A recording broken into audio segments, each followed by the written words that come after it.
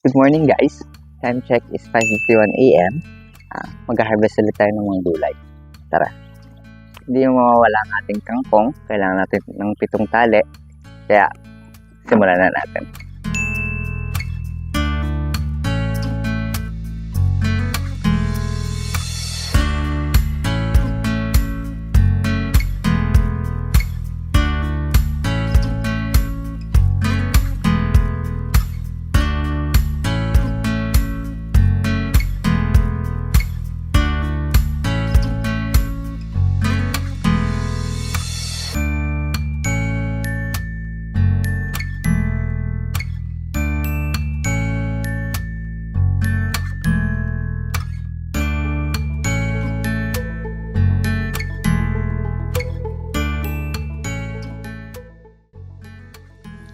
So ayan, magaganda yung mga kangkong natin, matataba.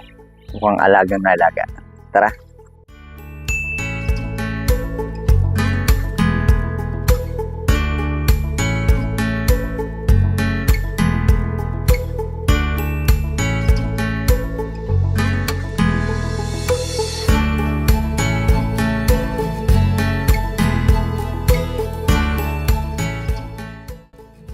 Tapos na tayo guys sa mga okra.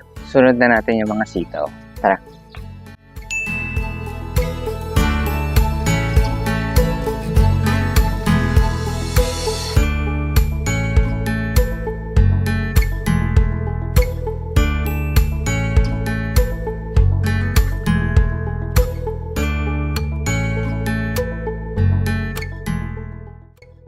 Maaring nagtataka kayo guys, bakit nandito ngayon yung mga sitaw natin. Actually, tanim kasi ito ni Tatay Tibut.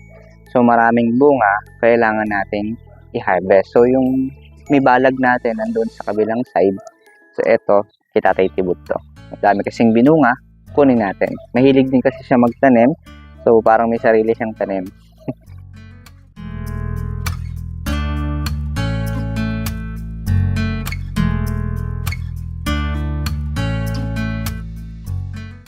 Sunod natin to guys yung mga mustasa, and then proceed din tayo dun sa may pechay. Tara.